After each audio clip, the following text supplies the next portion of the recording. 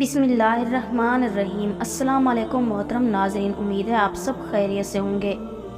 यहूदी को रसूल सल्लल्लाहु अलैहि वसल्लम से चंद दिनार का कर्ज वापस लेना था। एक दिन आप रास्ते में जा रहे थे कि वो यहूदी आपके पास आया और उसने आपसे कहा, जब तक आप मेरा कर्ज अदा नहीं करेंगे उस वक्त तक मैं आपको यहाँ से जाने नहीं दूंगा। नबी अकरम सल्लल्लाहु अलैहि वसल्लम ने फरमाया, इस वक्त अदायगी के लिए मेरे पास कुछ भी नहीं है। यहूदी ने कहा, जब तक आप मेरा कर्ज वापस नहीं देंगे मैं भी आपको यहाँ से जाने नहीं दूंगा।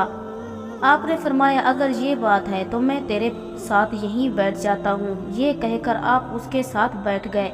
जैसे जैसे वक्त गुजरता गया आपके सहाबा वहाँ जमा होते गए। जब उन्होंने यहूदी की ये जसारत देखी तो उन्होंने उसको सजा देने का इरादा किया। आपने उन्हें हर तरह की तदीबी कार्रवाई से रोक दिया और फरमाया कि तुम दूर चले जाओ। हुक्म रसूल के तहत सहाबा दूर चले गए। सूरज लम्हा बलम्हा गर्म हो रहा था और उसकी तपिश से आपको अजियत पहुंच रही थी, यहाँ तक कि आपके चेहरे अथर से पसीना बहने लगा। इसके बावजूद आपने किसी तरह के गुस्से का इजहार ना किया और कोई सख्त जुमला ना कहा। आप सारा दिन वहीं बैठे रहे और ज़ोहर, असर और मगरिब और इशा की नमाज वहीं पढ़ी। फिर रात छा गई। आपने रात भी वहीं बसर की और फजर की नमाज भी वहीं पढ़ी। सहाबा यहूदी को डराने धमकाने लगे। आपने फरमाया, तुम इससे ये कैसा सलूक कर रहे हो? सहाबा ने कहा, या रसूल अल्लाह, इसकी ये जुर्रत कि आपको यरगमाल बनाकर अपने पास बिठा ले। हज़रत मोहम्मद सल्लल्लाहु अलैहि वसल्लम ने फरमाया, अल्लाह ने मुझे इसलिए नहीं भेजा कि मैं किसी हम पैमाना या किसी के ऊपर जुल्म करूं। जब दिन चढ़ा तो यहूदी ने कलमा इस्लाम पढ़ते हुए कहा, मैं अपनी दौलत का एक हिस्सा राह खुदा में देता हूँ। मैंने आपको इसलिए नहीं रोका था कि मैं आपकी तौहीन करूँ। इस जरिए से मैं आपके पैमाना सब्र को आजमाना चाहता था, क्योंकि तौरात में मैंने आपकी ये सिफ्त पढ़ी है, मोहम्मद बिन अब्दुल्ला मक्का में पैदा होगा और तैयबा की तरफ हिजरत करेगा। वो तंदखू और सख्त मिजाज और बेहुदा गोई करने वाला ना होगा और कोई झूठी बात ज़बान से नहीं कहेगा। इस तरह से मैंने आपको यहाँ रख कर इस बात की तस्दीक की है कि तौरात ने बिल्कुल सच कहा था। रसूल अकरम सल्लल्लाहु अलैहि वसल्लम माबूस पर रिसालत होने के 3 साल बाद तक खुफिया तौर पर दावत इस्लाम देते रहे। उसके बाद अल्लाह ताला ने आपको हुक्म दिया कि आप खुलकर अल्लाह का पैगाम पहुँचाएँ और लोगों को खुदा की तरफ से दावत दें। अय्याम हज शुरू हुए तो पूरे जज़ीरातुल अरब से लोग मक्का की तरफ आना शुरू हुए।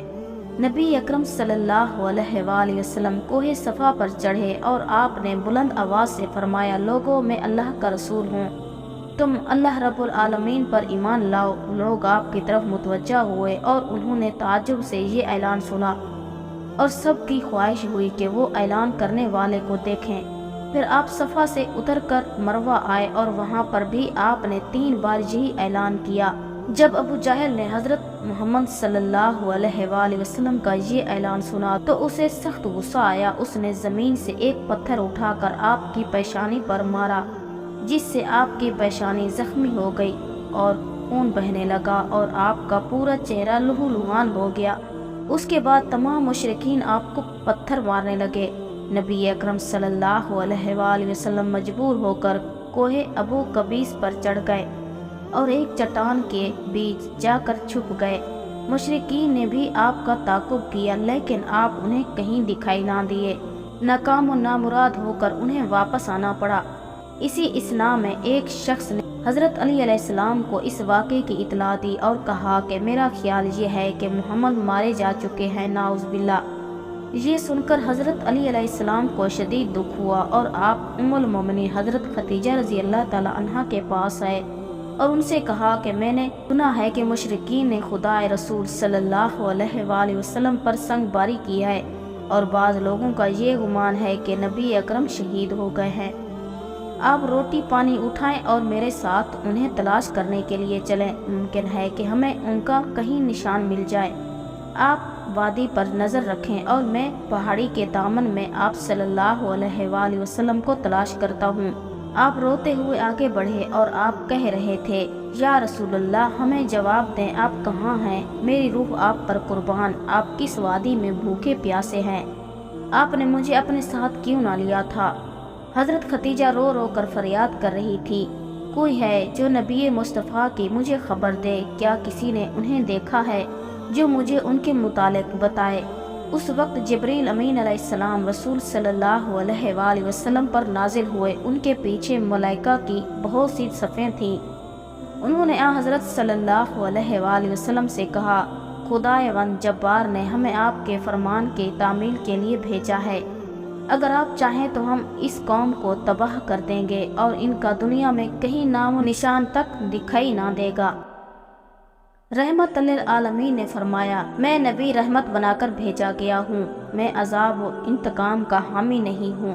پروردگار میرے قوم کو معاف کر دے، وہ مجھے جانتے نہیں ہیں۔ جبریل امین علیہ السلام نے حضرت محمد صلی اللہ علیہ وآلہ وسلم سے کہا، ختیجہ علیہ السلام صلی اللہ علیہ وآلہ وسلم آپ کو تلاش کر رہی ہیں۔ ختیجہ کے رونے نے آسمان کے فرشتوں کو رلا دیا، آپ انہیں جواب دیں، خدا کی طرف سے اور ہماری طرف سے انہیں سلام پہنچائیں اور انہیں جنت کی بشارت دیں۔ نبی اکرم صلی اللہ علیہ وآلہ وسلم نے ختیجہ و علی کو صدا دی اور انہیں اپنے پاس بلایا۔ دونوں شخصیات آپ کی خدمت میں حاضر ہوئے، انہوں نے آپ کی پیشانی پر پٹی باندھی اور گھر لے آئے۔ جب مشرکین کو معلوم ہوا کہ نبی اکرم صلی اللہ علیہ وآلہ وسلم اپنے گھر آ چکے ہیں تو انہوں نے گھر کا محاصرہ کر لیا اور سنگباری شروع کر لی۔ حضرت علی علیہ السلام اور حضرت ختیجہ صلی اللہ علیہ وآلہ وسلم آپ کا دفاع کرنے لگے۔ جب سنگباری میں معمولی سا وقفہ ہوا تو حضرت ختیجہ گھر سے نکلی اور انہوں نے چیخ کر کہا، فرزندان قریش، کیا تم سے حیا رخصت ہو گئی ہے؟ تم اپنے قبیلہ کے معزز اور محترم خاتون کے گھر پر سنگباری کرنے لگے ہو۔ اگر تمہیں خدا کا خوف نہیں ہے تو دوسرے لوگوں کو اپنے اوپر ہنسنے کا موقع نہ دو اور اپنے لیے ہمیشہ کی ذلت و بدنامی تو نہ خریدو۔ جب مشرکین نے حضرت ختیجہ کی گفتگو سنی تو ندامت کے مارے ان کے سر جھک گئے اور وہ شرمندہ ہو کر اپنے گھروں کو چلے گئے۔ نبی اکرم صلی اللہ علیہ وآلہ وسلم نے دعوت اسلام کی آغاز ان روح فرسا واقعات کے ساتھ کیا تھا۔ آپ پر کروڑوں درود و سلام ہو۔ آپ نے لوگوں کو گمراہی اور ذلت سے بچانے کے لیے قدم قدم پر تکلیفیں اٹھائی اور صدمے برداشت کیے۔ امید کرتی ہوں کہ آپ کو آج کی ویڈیو اچھی لگی ہوگی۔ اگر آپ کو ہماری ویڈیو پسند آئے تو ویڈیو کو لائک کریں اور مزید اسی طرح کی ویڈیوز دیکھنے کے لیے ہمارے چینل کو سبسکرائب کر لیں۔ ملتے ہیں نیکسٹ ویڈیو میں، تب تک کے لیے اللہ حافظ۔